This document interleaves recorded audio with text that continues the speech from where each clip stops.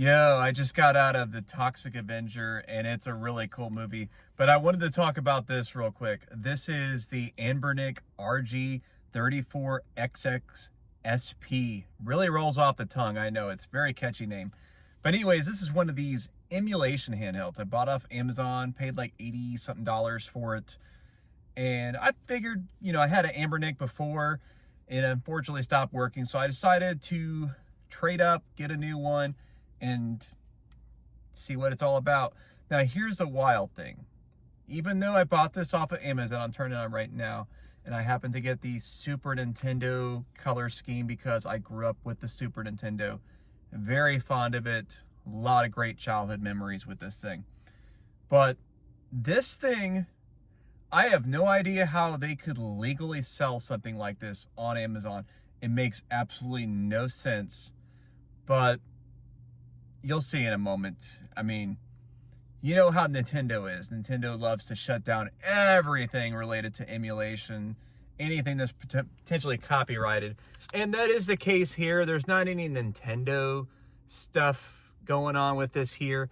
But they've got PSP, they've got Dreamcast, they've got arcade games, Sega Genesis, Game Gear. They've got all kinds of stuff that obviously...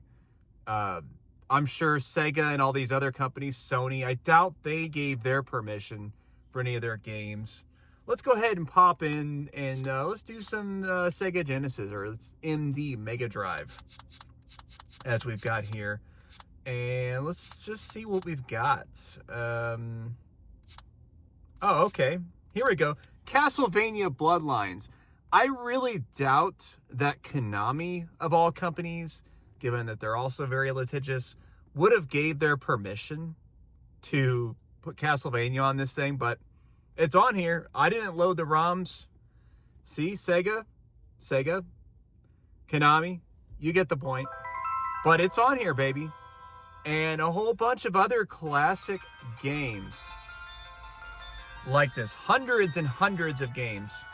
Some of them probably are no longer under any kind of copyright because the company is completely defunct and the game's not really protected in that way at all. So maybe those be okay, possibly, games that are considered abandonware.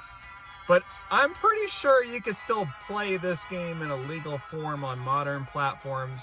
They sell the Castlevania collection. This game is on here, obviously.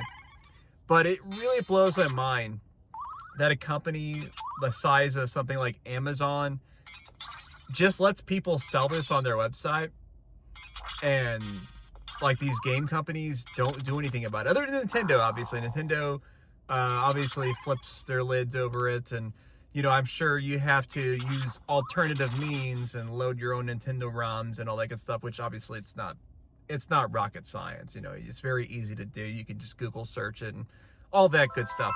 But we're not talking about that. We're talking about that me as a consumer, I can just hop in here and get this. And is there a way I can just exit from this game here? I don't know. This is running off like RetroArch. This has like some kind of like Linux operating system or whatever that's built in. But anyways, that's not really the point. It's just...